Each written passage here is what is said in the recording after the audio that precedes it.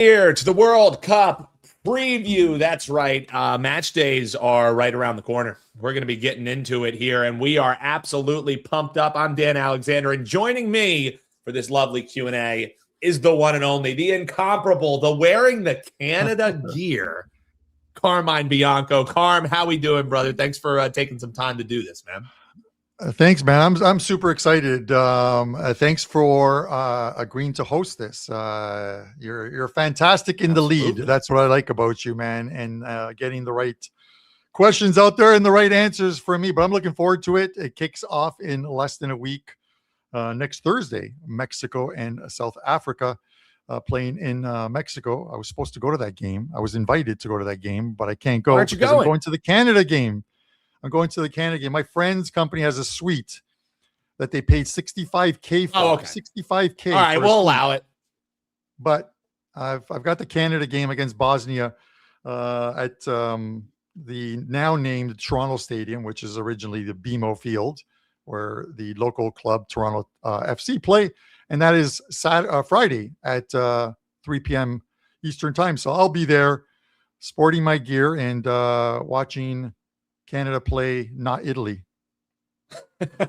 Yeah, not Italy is the lock of the tournament. That's for damn sure. Couldn't even make it with some of these nations that did make it. We'll be talking about that. What you're going to get here on the show. Folks, we are live here on a Friday morning. If you enjoy this live show, hit that like button. Make sure you are subscribed. And if you enjoy it, comment below and let us know if Carm and I should do some of these live shows, do some live Q&As, maybe a little bit of a wager talk, last call edition, all football edition here for you throughout the World Cup. But you got to comment below and let us know if that's something that you would like. So what Carm and I are going to get into, first, we're just going to talk about how different this World Cup is going to be. Because if you're looking at past results, it's in North America. So they had to make it, we will say they made it bigger, Carm, but I'm not sure if they quite made it better. That remains to be seen. But bigger and better, we'll put in air quotes, is what this World Cup is going to be. It is absolutely massive. It's sprawling. There are different rules that you need to be aware of. So that's where we're going to start.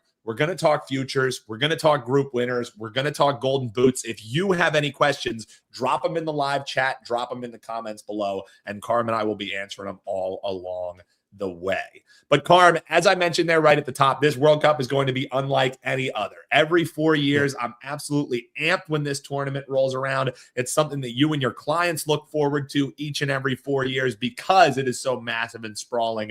But things people need to be aware of right here, right now, Carm, before even starting to bet the World Cup, is some of these rule changes, some of the difference in the tournament. So let's start there, Carm. Yeah, I think one of the biggest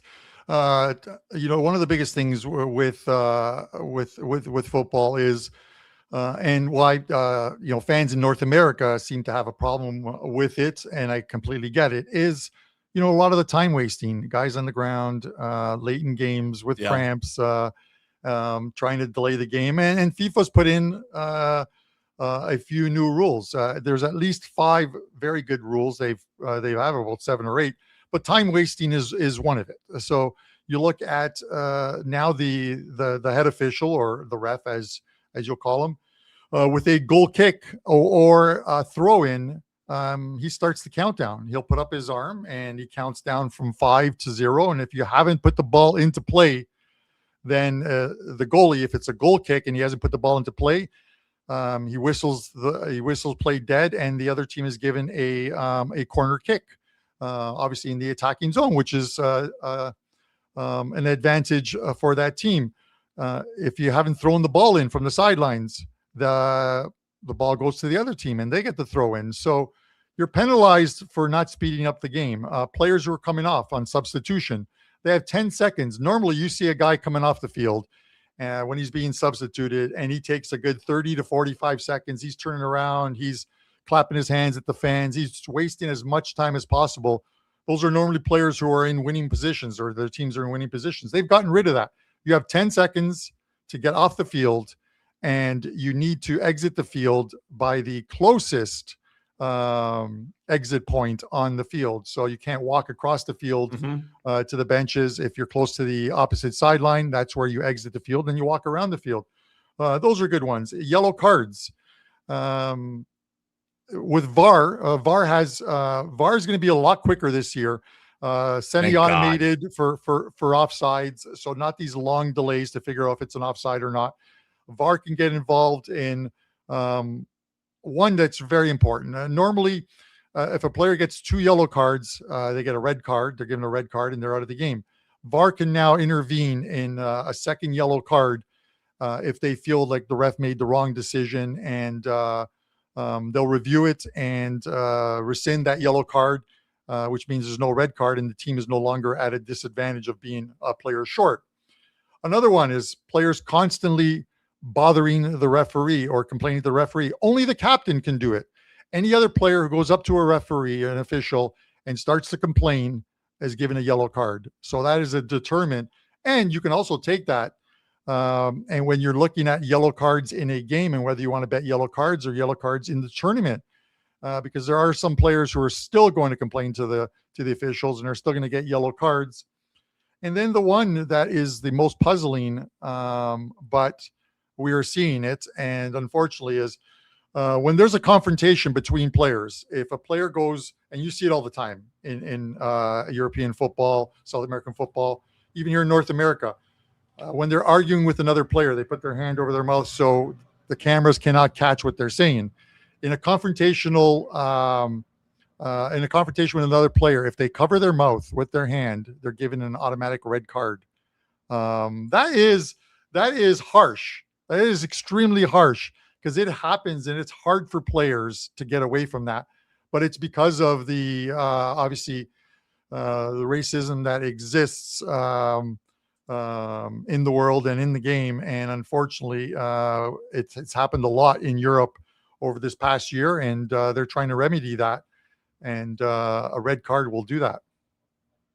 A mouth covering ban is definitely something we need to. And honestly, yeah, Carm, red card. Forget it. I just saw you cover your mouth. I don't know if you got your yellow cards, your red cards that you used to have. You need to get them back into the office, because we can throw out some red cards for this. But I think that's something you need to pay attention to, because if they really put stress on that early, Carm, that could be the fly in the ointment right out of the gate for some of your handicaps. You know, for anyone who's betting these games, a red card completely just tactically changed the entire match.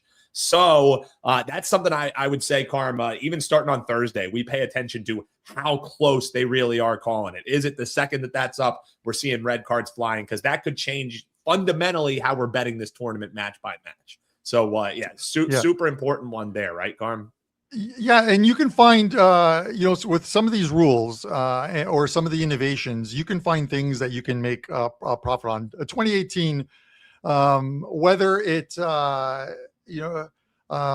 whether it was an anomaly or not, 2018 was one of the first years in which they instituted a type of VAR, and it was used. One of the things it was used on was to determine whether a goal.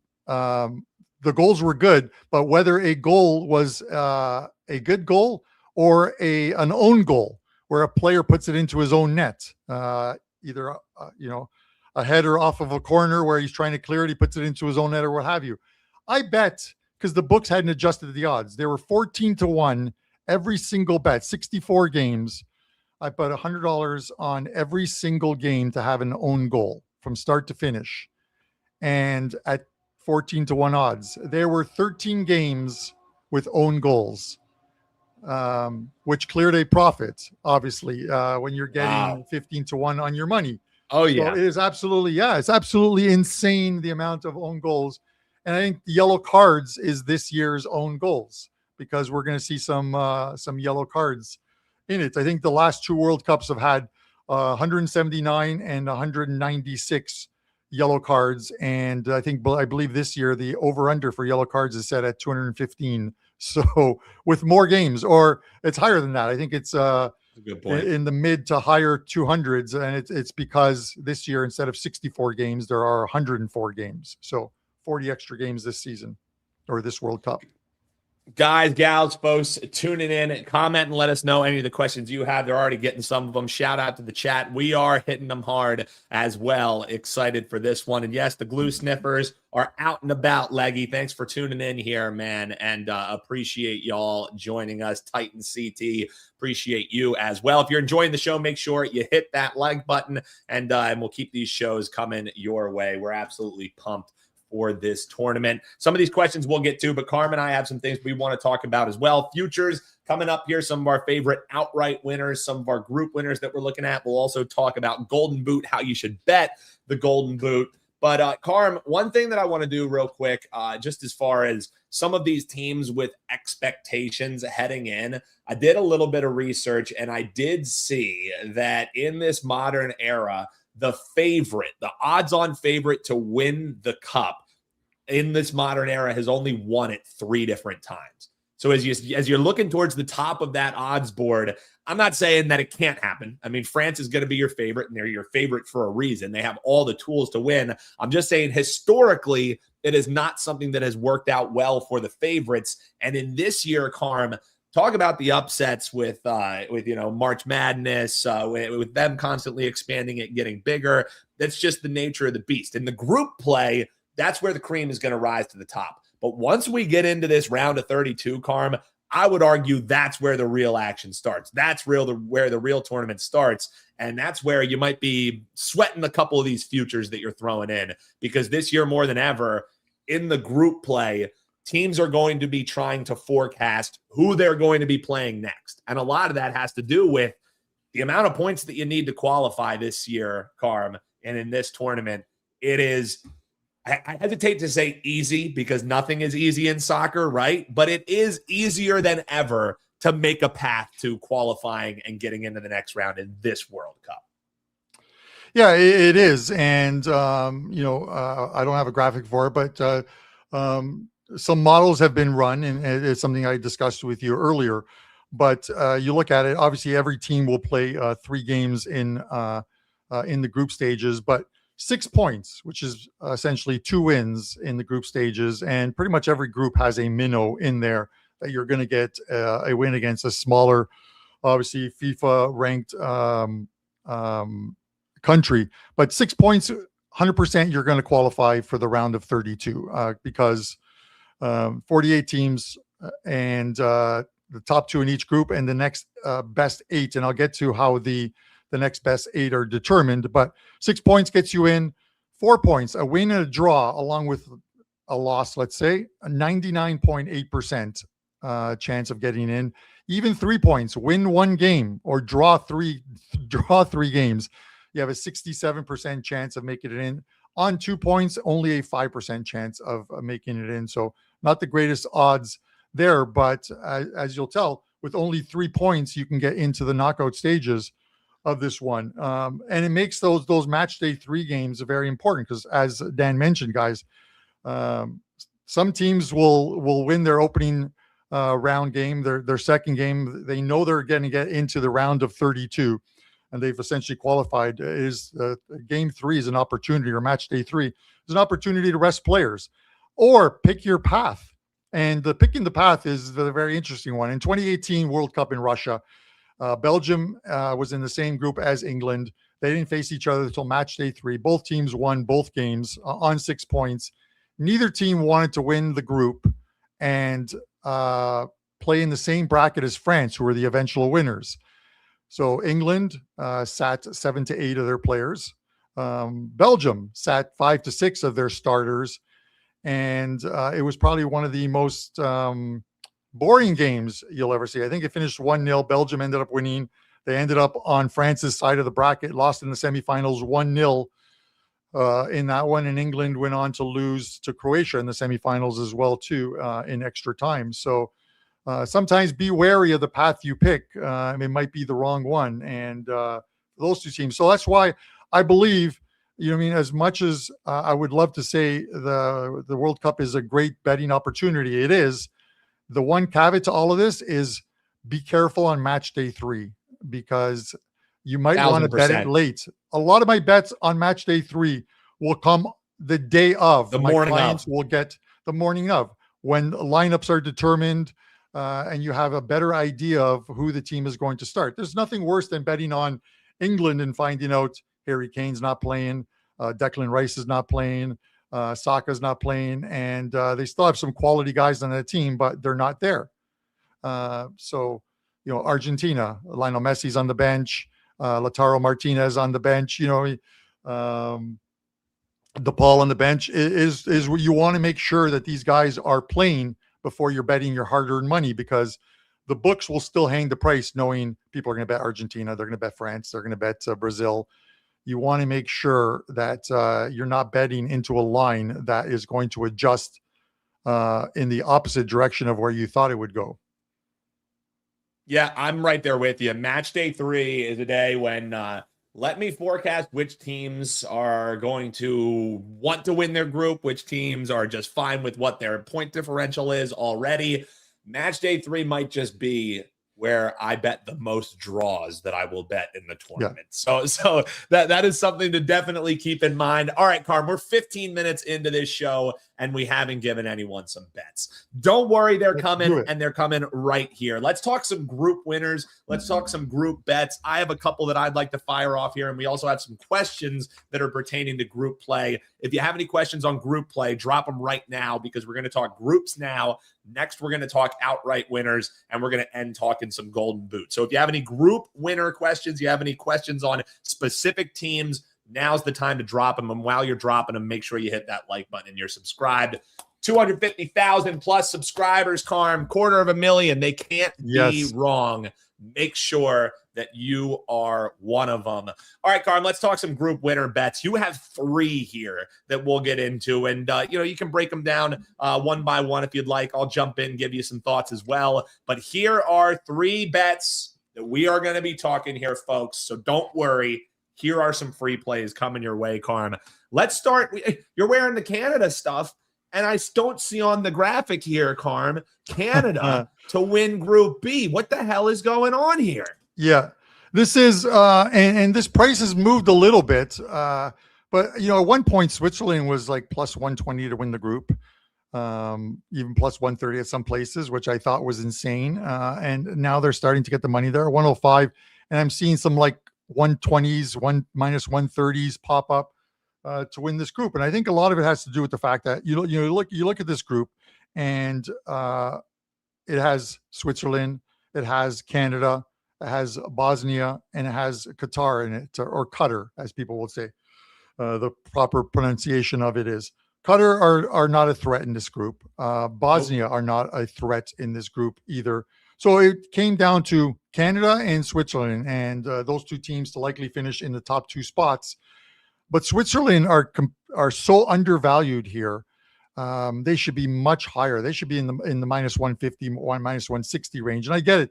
Canada gets to play on home soil, but the Canada team is sort of wrought with injuries, and their players are coming out of it. Alphonso Davies of Bayern Munich, who was with the team.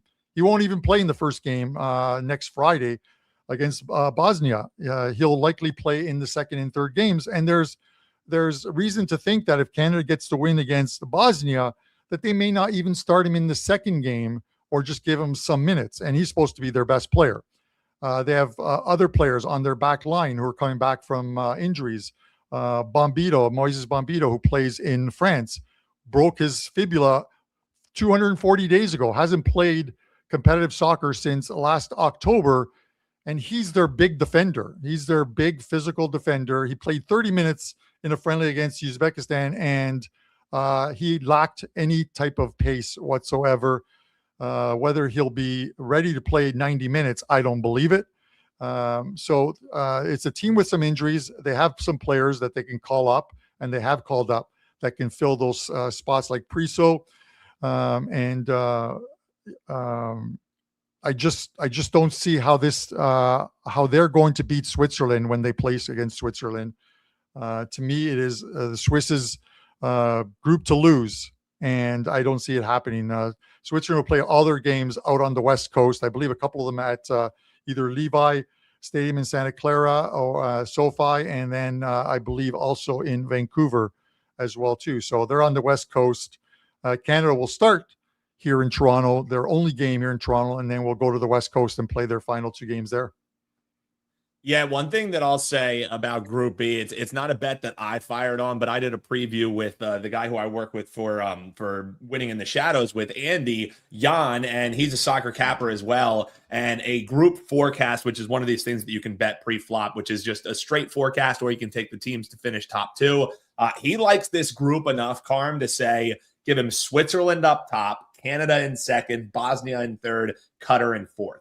That was his straight forecast. You can get that at plus money. It makes a lot of sense to me. It's something that I wasn't really eyeing, because the way that I would probably attack it, I like throwing Qatar in a parlay to finish last in this group. I think they would be very happy to pick up a point here against these teams. They just don't match up well against them. And Bosnia is a physical team that can frustrate you. So yeah, I like that forecast. The one that I bet, and I actually gave out yesterday as the Wager Talk Today play of the day, it's around plus 170. It's Group C. I know a lot of folks are loving Morocco, and I think Morocco sets up really nicely in this group. Don't get me wrong, but Haiti is another one of those teams that teams get a free 3 points again, right? This is a team who is simply happy to be here. They will be just as happy to have that huge emotional match against Brazil. They have a great kinship as 2 nations. So the fact that Haiti gets to play against Brazil in a World Cup, that's enough for them. I'm not saying that they're going to roll over or anything like that, but Haiti to finish last, I think, is a great bet. Scotland is a solid side. Basically, what's going to decide who ends up second or third in that group is who wins that Morocco and Scotland match. And then for me, I know Brazil is coming in not the best form. The cream rises to the tops, folks. And also, I don't think Brazil is a team who's going to look forward and say, oh, I want to play this team. Oh, I don't want to play that team.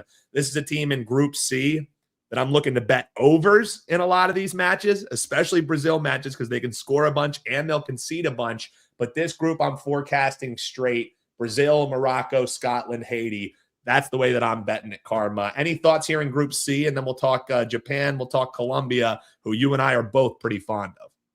Yeah, for people who are unfamiliar, betting European soccer, South American soccer, they see a team like Morocco and they just figure, Brazil's going to win this group. Scotland's got a good team. They got players that play in the Premier League. They're good enough to do it. Let's not forget Morocco in the 2022 World Cup made it to the semifinals and lost to Argentina. So they were there. They made a run, and it was a very good run at that. So a very good team. If you look at the rosters, a lot of players whose names are familiar. And I'm with you on that one. I think it's one of those ones where it's Brazil, it's Morocco, it's Scotland, and then the also rans Haiti in this group. I'd be surprised if Haiti got a point out of this group. Yeah, that's where, so we've already talked 2 teams, Qatar and Haiti. So by the end of this show, those are 2 teams. Let's put them in a team to finish 4th parlay, and we'll see what numbers we can get on that. I'll crunch these numbers. While we did have a question about Group F here, Carm, you like a team that may surprise some folks here coming out of Group F. You got them to win the group at a nice plus 275 price point. This group is Japan, Tunisia, who they might be qualified for this finish 4th because they're going up against Sweden and the Netherlands. So you're liking Japan to make some noise here out of Group F. Carm, tell me about it. Yeah, I look at it, and this Japan team is so well organized as a team. They play extremely well. I've watched some of their, and I don't put a lot of stock into friendlies, but let me tell you, over the last 3 or 4 days, I've watched and recorded 10 friendlies, and I basically only watch the first 45 minutes of it if it is the starting unit, because I want to see how they're playing. Because essentially the European seasons just ended at the end of May, and these teams get together, and you want to see if they're blending, if they're cohesive, how they're playing with each other, if they're picking up where they left off when it was World Cup qualifying.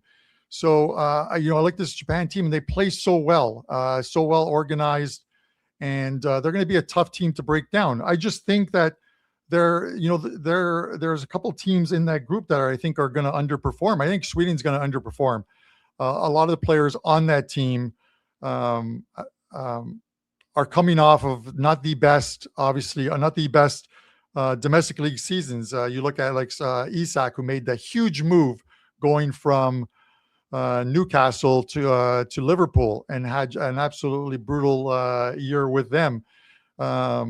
Sometimes, one of the things in 2018 and 2022 I looked at in making my future bets is I wanted to see where the players competed and how they competed with their domestic league teams. Because I think when you're in good form as a player, it carries on into the World Cup.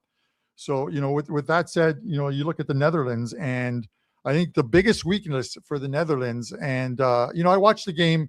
Again, it was just a friendly. They could not finish against Algeria. They played at home in Rotterdam. Their back line was exposed a couple times, and Virgil van Dijk on that team, who's obviously the big guy at Liverpool on their back line as well too. Matthijs de Ligt is injured, so he won't feature in this World Cup. I think, you look at the first game, and the first game can very well decide this group. Netherlands played Japan right out of the gate in the first game, and I think that Japan getting half a goal in that game is I'm not going to call it a gift, but it's a must bet. First game out of the gate, I don't think Netherlands are going to be at their best. A lot of the good teams will normally build through a tournament unless they have a minnow to start off with. They don't have a minnow to start with, Netherlands, in this one. Japan could get the outright win on match day one, but at the very least, I think they get a draw. And if you're taking the plus a half a goal, you're a winner.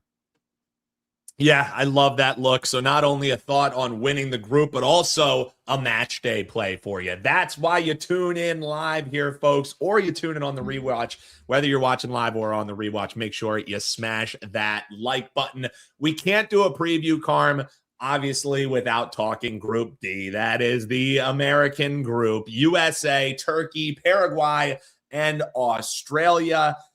Here's the thing: is you got the favorite here. Favorite is the USA to win this group, but it's one of these favorites. You're talking some of these group favorites, Carm, are minus 700 or minus 500. Yeah. This is a group favorite that's around, plus money, plus 125. And that's indicative to the fact that USA might not even be the best team in this group. And I think the team that worries me the most is one that our man Leggy is pointing out here. He likes Turkey to win Group D. I completely agree that, folks, if you're looking to bet on USA, you're never going to get true odds. It's just, especially if you're betting on these regulated sports books here in America, you're getting the pro-USA bias because everyone wants to bet them. You're getting the Yankees tax, so to speak. So you're seeing this Turkey to win this group. And honestly, Carm, here's the thing about Turkey, is when they are on, I'm not going to call them one of the top teams in this tournament, but when they are on, they can hang with anyone. They are a team that has the absolute talent. However, when it is not their day, things can snowball pretty quickly to Turkey. So they're a team that just has too much variance for me to like them as they move on in this tournament. But as far as competing here in Group D, and I talked about how Group C is an over group for me, a group that I'm going to be betting a lot of overs in.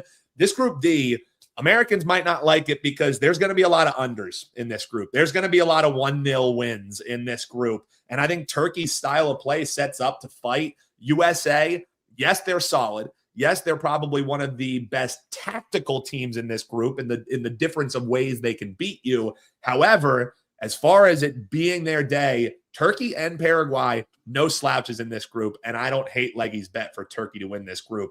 Thoughts on Group D, and then we'll talk about our Colombia side that you and I both are falling in love with. Yeah, invariably, every World Cup, every Euros, every Copa America has like a group of death. This one actually feels like a group of death, even though it doesn't have the name teams. There are no minnows in this group. I don't see Australia as a minnow because they're a team that can defend, that are very happy playing a 0-0 game, a 1-0 type of game.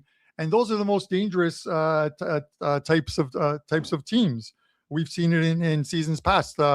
Any South American team, in Paraguay is one of them as well too, will always play tough.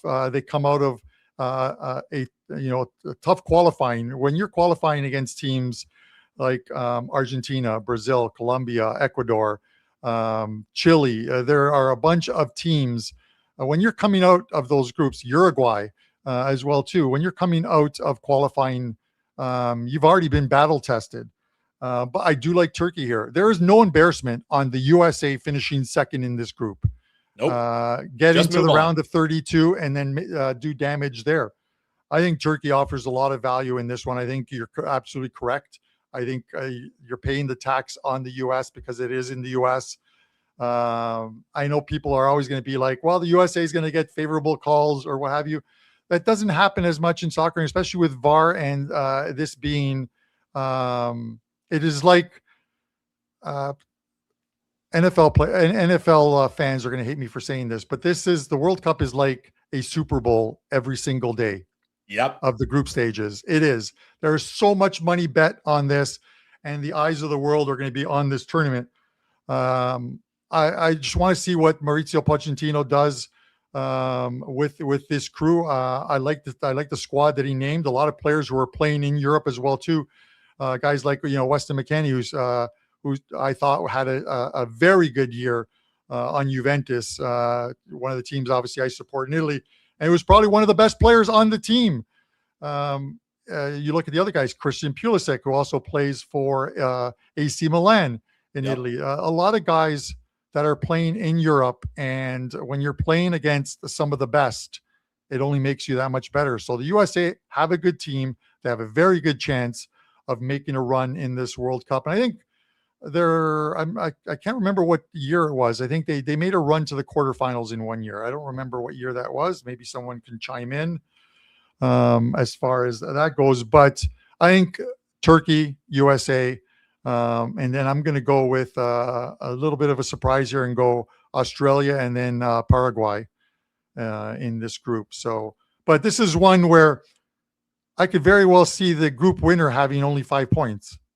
1,000%. A couple of draws. Because exactly. And also goal differential is going to be huge in this group because you're going to be looking at a bunch of teams who won 2-1 or 1-0 or had a draw.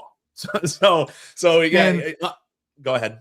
And if I can interject, and because this is like I would call it the draw group. We're likely to see some draws. 1,000%. For those of you that are new to betting, and you're going to be betting the World Cup because it's going to be on TV everywhere.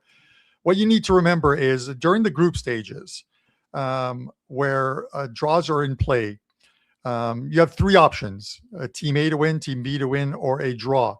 90 minutes is the rule. All bets are graded by your sports book 90 minutes plus injury time, which could be 4, 5, 6 minutes. When you get into the knockout stages, it is the same thing. Your bets are graded on, even though the game, if even after 90 minutes in injury time goes to 2 15-minute extra periods of play and possibly a shootout because they need to determine a winner, your bets are still graded on the original 90 minutes plus injury time. When you're 3-way betting. So if you bet Team A and they end up winning in penalty kicks and you think your sportsbook made a mistake and graded your bet a loss, they didn't. They graded on 90 minutes only. But you have the option in the knockout stages of team to advance. It's a little more juice on that, but that bet there includes everything. So it doesn't matter where in the game is settled, 90 minutes, extra time, penalty kicks. If you pick the right team and you only have 2 options, Team A or Team B, you're a winner. So I just wanted to make that because the 3-way betting is one of the most confusing for bettors and why they hate sometimes betting football. Read the fine print, and also in the analysis, we've asked the handicappers here at Wager Talk to make it very clear what you are to bet on as the client play. So make sure you read the analysis. Don't just scroll past it because I don't want customer service to inevitably be bombarded with, why is Carm saying he won his play when it lost? No, you bet the wrong thing. You bet the wrong thing. So that's why we're going to try and help you guys and make sure you're going to be betting this, but betting soccer is different than betting any other sport because of these different lines. And we won't even get started on the Asian handicap lines. Read the fine print, people. All right, Carm, Michael Panza, much like you and I, thinks Colombia could make a lot of noise this tournament. You like them to win their group here. That group that we're talking about, folks. What? Carm's taking Colombia to win a group that Portugal is in? Don't you know Cristiano Ronaldo plays for Portugal, Carm? So what the hell are you thinking here? Carm likes Colombia to win Group K, and that is featuring Portugal, Colombia, the Congo, and Uzbekistan. So, Carm, for you, this is just the start of what you and I both agree could be a terrific tournament for a Colombian side that's one of these outside teams that's not one of the true favorites, who I think not many people want to see on their schedule. They see, on match day, we talked about teams that teams are going to look to avoid in the round of 32, in the round of 16. Colombia is one of those teams, and I would put Ecuador in that conversation as well. And maybe if we have some time, we'll talk about why I like Ecuador. Colombia is a team that nobody wants to face because they are a team that could end your championship hopes rather quickly with the different styles of play that they can play and their athleticism, and they're used to this climate. A lot of reasons to like Colombia. You like them right to start off the matches in Group K. Yeah, and this is a play for two reasons for me. Number one, a very good team. They're coming into this tournament healthy and with some very good players. And these guys are hyped to be here. And you could see it in some of the friendlies. You could see it in the World Cup qualifying. In the World Cup qualifying, I think out of the gate, they were phenomenal. They beat Argentina. They beat Brazil. These are tough qualifying groups. South America is a tough qualifying group. It would be like putting in qualifying in Europe, putting France, Spain, Germany, and a couple of the other very tough teams in the same group and saying, hey, not all of you are going to make it into the World Cup. They qualified. They're a very good team. But also, Portugal are notorious slow starters in tournaments, and they build throughout a tournament. We've seen it in the Euros. In the Euros, the last two Euros, in the group stages, Portugal's gone, where are we here? 3 wins, 1 draw, 2 losses with a goal differential of 3. The last two World Cups, 3 wins, 2 draws, 1 loss, plus 3. They've only won the group in one of those 4 years. You look at it in the World Cup. This was the 2022. They beat Ghana 3-2. They beat Uruguay 2-0. They lost to South Korea 2-1. The 2018, and I remember I was in Vegas at the time for these ones. Spain 3-3. Phenomenal game. They drew that one. They drew with Iran, and they beat Morocco 1-0. Again, they finished second, and they finished second on goal differential. And this is one where I think Colombia can run up the score against teams like Congo and Uzbekistan. And this group could likely come down to when Colombia plays Portugal, and if it finishes in a draw, goal differential comes into it, and Colombia is very good at running up the score lines. So this is going to come down to who beats up on the minnows in this group, and I think Colombia has that. So at plus 200, definitely worth a bet for me. I love it, Carm. And I think Leggy also makes a point that Carm alluded to there. Yes, superior teams will try and run up the score when they're playing the lesser group. But, a lot of times it's, there's a little bit of class involved. No, when goal differential is in play, in group play, it is all about get the points while you can. So, yes, the teams to beat up on minnows. I like team totals even when they're juiced over when you're playing against the worst in the group. So those are some thoughts here on group play for us. Carm, so if we were throwing together, and then we're going to get into our futures bets here, and we also got the golden boot. So hit that like button. Make sure you're subscribed. We'll put Qatar. We'll put Haiti. We didn't talk Group E, but Curacao is certainly the just happy to be here team. Do you have any other teams that stand up as finishing 4th in their group? Because right now, with those 3 teams to finish 4th, we're only looking at a minus 112 on our parlay. So I want to get to plus money on our last place finisher. We got Qatar, Haiti, and Curacao in there already. Any others that you think we should throw in there, try and get some plus money for the folks before we end talking group play? Yeah, I think you could toss in Tunisia. They're in that group with the Netherlands, Japan, and Sweden. I don't see them getting more than a point. and that's likely in the game. That could be in the game against Sweden on match day one. And again, it's because teams sometimes they're not completely dialed in on match day one.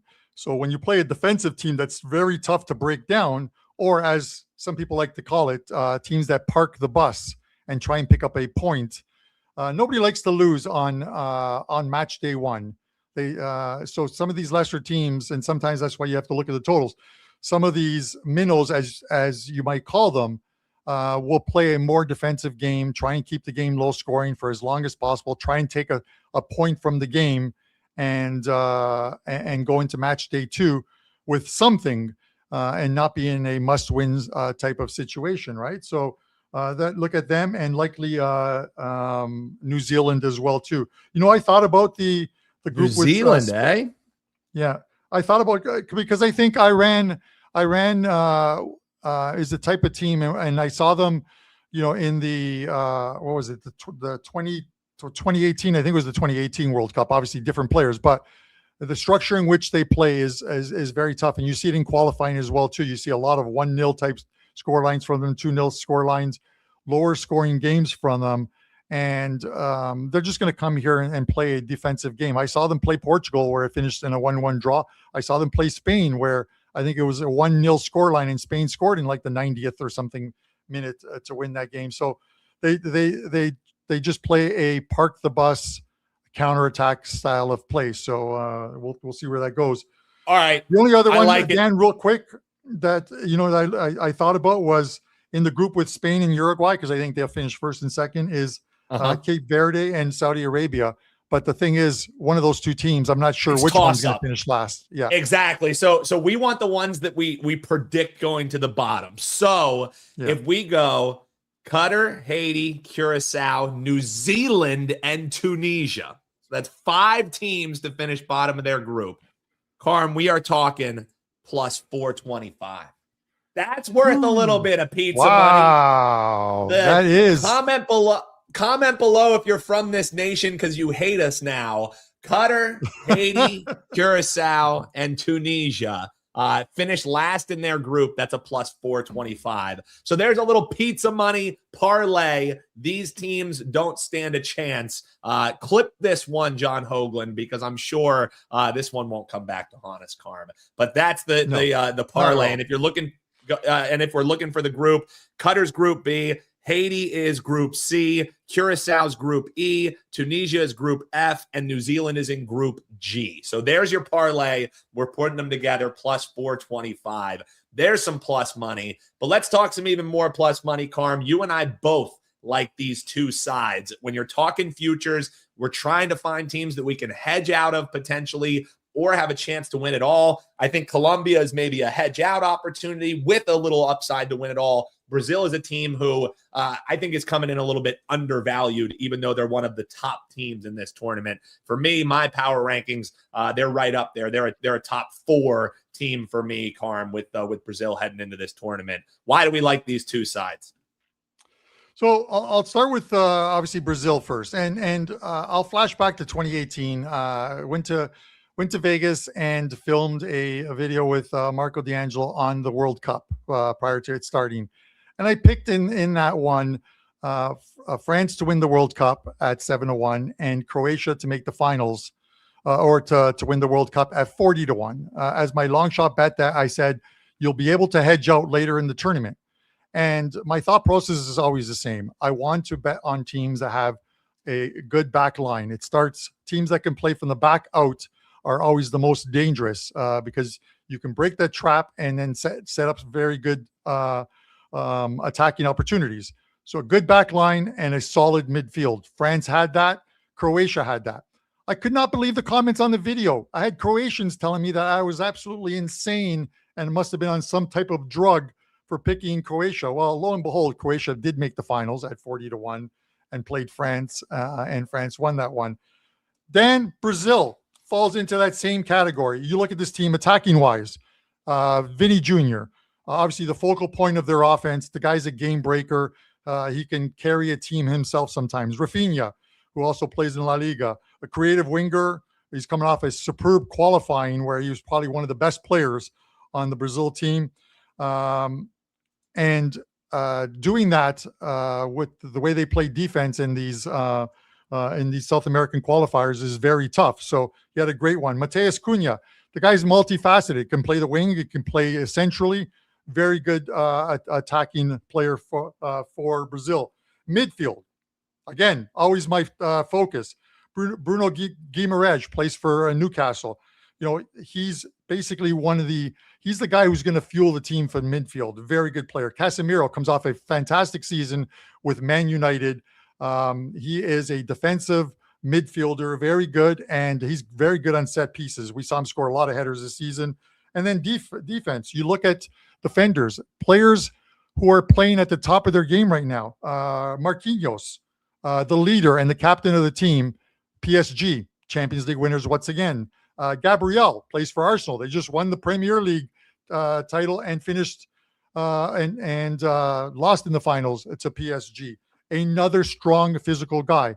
And then they're coached by Carlos Ancelotti, the man who, for the first time coaching the Brazilian team, the man collects trophies, whether it's at Real Madrid, where he's familiar with some of these players as well, too. He's super respected by the team, and they will perform for him. So, and he's Italian. So we got to have one of those in there.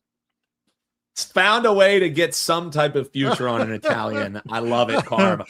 You and I are both bullish on this Colombia team. Simply, I think, they get some tests early on in this tournament, so you'll know, are they live or not? But coming in, this is a team that has plenty of firepower to win it all. They're a physical side as well. They're going to be acclimated to what is a heavy, heavy climate here in North America. I love this Colombia and the fact we're getting them 40-1, Carm.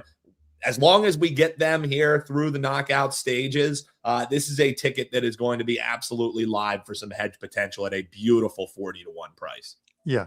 Yeah. And you look at it and it's the same thing. You look at their attack. Luis Diaz, Bayern Munich, fantastic season for him alongside Harry Kane. You have Luis Suarez, not Luis Suarez from Uruguay, the biter, okay, who plays for Inter Miami, but Luis Javier Suarez, who plays for Benfica. And guys, I'm going to get into, when we do the Golden Boot, I'll get into some of his stats, but a very good attacking player. And on top of his game right now, coming off a fantastic season with Benfica. Cucho Hernandez, if you're an MLS fan, you'll remember him from the Columbus Crew. He now plays in Spain for Real Betis and had a very good season with them as well, too, playing against some very good teams and some stars. You want your players playing in good leagues when you're picking these. Midfield, their captain, a little older. He's now playing in the MLS for the Minnesota United, but James Rodriguez, who I call Hammy Rodriguez, he's just such an inspirational guy. He fuels the team. He puts excitement into them. Rios, who plays for Benfica. This is the type of guy who plays like box-to-box football. He is all over the field. He is fantastic, and you want a guy like that in midfield. And then you look at like their defenders, veteran-type guys, Davison Sanchez, Yuri Mina, Munoz, guys who have played in the Premier League against the elite and have had good seasons. They are going to shock some teams, I believe, in the World Cup. And the thing is, you don't need to win when you're betting Colombia at 40-1. If they make it to the quarterfinals, you made money. You can start hedging out. And I will always talk about the hedges. I told people how to get value out of Croatia at 40-1 along the way in the quarterfinals, semifinals, and then the finals against France, and make money. And clients were very happy about it. Let's see if we can do that with Colombia this year. Yeah, and I think Colombia is even more live than Croatia was to actually win this whole damn thing as well. Yeah. So love the breakdown there, Carm. Carm, before we talk Golden Boot here, let folks know why they should hop on board World Cup. We are absolutely amped for it. We have some great deals. WT.buzz/CB is where you can get every single play. Carm already has futures loaded now for his clients. He's starting to break down match play as well. So check it out, WT.buzz/CB. Carm, tell them what they'll find over at your page, because NHL is still going on. We got some games there that you can also cash in on if you get some all access. So check it out at Carm's page. What are they going to find? And then we'll close out with some Golden Boot talk. Yeah, obviously the World Cup package, you can get that on the page, and you get every single future, every single prop, every single side total that I release. But what you also get is, if you purchase the World Cup package, and if you've purchased it and haven't yet done so, and you're familiar with Discord, or the Discord channels, email our customer service with your account number, and they will give you a code to get into a private Discord channel where I will be posting halftime plays. If I'm betting it, I'm going to let my clients know that I'm betting it. The problem is you can't load it as a play on the site. You just don't have enough time for me to load it and you guys to get it. In the Discord, you're getting it automatically if you have your notifications on. Any live bets, which are a little tougher as well too, I will put it in there. So yeah, I posted a message yesterday in the Discord, and I just let people know that match day 1, I have some games circled, and I will start releasing them on the weekend. Why the weekend instead of like today? The sheer fact that some of these teams are still playing friendlies, I want to make sure that there are no injuries prior to the teams ending their friendlies, I believe, on Sunday, and the tournament kicking off in earnest on Thursday. So I think that's very important. But you get that. And all I say is, and in the Discord is, guys, just be polite to each other. We're all in it for the same reason, and that's to make money and beat our books. So $149 for that package is great. 104 games. I'm not going to bet them all, but you're going to get some very good ones. So I love it. Yeah, incredible price point for that, folks. It only comes around every 4 years, so don't miss out. Grab Carm's all access for the World Cup, and we'll be in that Discord for sure. If you did want to throw Jordan in that last place parlay, that brings you up to plus 581. So it gets you about another 90 cents there on your wager. Makes a lot of sense to me. Jordan falling bottom of that group there. But we didn't want to go crazy, get 6 different teams to finish last in their group. So 5, we cut it off at 5. Carm, yes. Only a couple minutes left here. Let's talk all 3 of these Golden Boot winners. It's not something that I personally bet. If I do bet a Golden Boot, I want to wait until after the group page, because guys like Kylian Mbappe, sure, he could get a hat trick any game, but in the group stages, he may only play enough minutes to equate to a match and a half. So tread lightly with these Golden Boot winners. You got 3 cases to be made, Carm. What's the abbreviated thoughts on these ones? Yeah, I'm going to spin through these very quick with you, but we'll look at Harry Kane. Obviously, when you're taking a Golden Boot, you want to take a team that I look at it a couple ways. It's very important. Number one, a team that you think are going to get to at least the quarterfinals, and which is why I think you go onto a site like FIFA.com, and I'll make this quick, FIFA.com, and you can fill out like a free bracket where you pick out the teams, how you think they're going to finish in the group stages.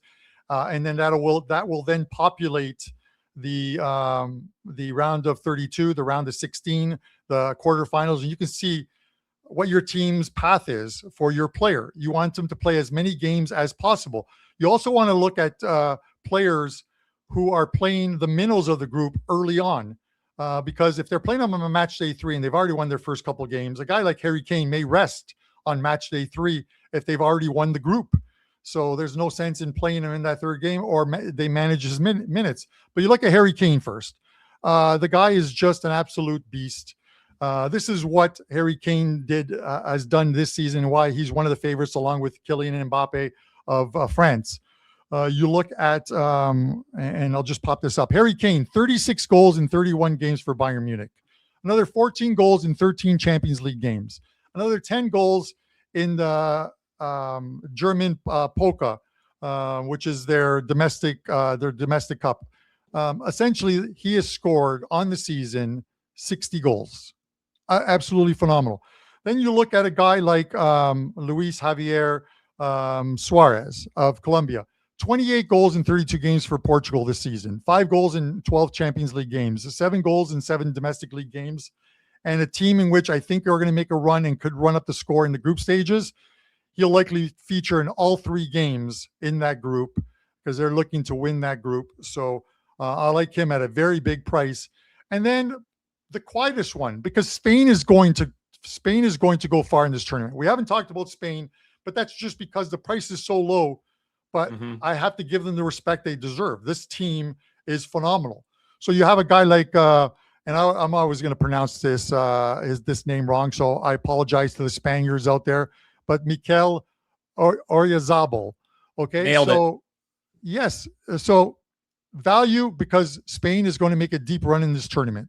He had 15 goals in 34 league games, but he scored 10 goals in the last 11 games, and then 24 goals for Spain in 6 of 8 or during the qualifying. I think he had not 24 goals, but he had 14 goals, I believe, in qualifying. But here's the important thing, Dan, is the players he's playing with. Lamine Yamal, who is Barcelona, the youngster, absolute. He's they say the next Lionel Messi. He's getting healthy. This guy is just feeding players, and they're scoring. He doesn't need to score because he's feeding players. It's kind of like what Messi does, and why Messi has the most assists in all of football, in the world. So he is going to feed this guy the ball, and if this guy can score, and Spain makes a deep run, he may only need those 7 goals, like you mentioned, or 8 goals, and he wins the Golden Boot, and at a very good price.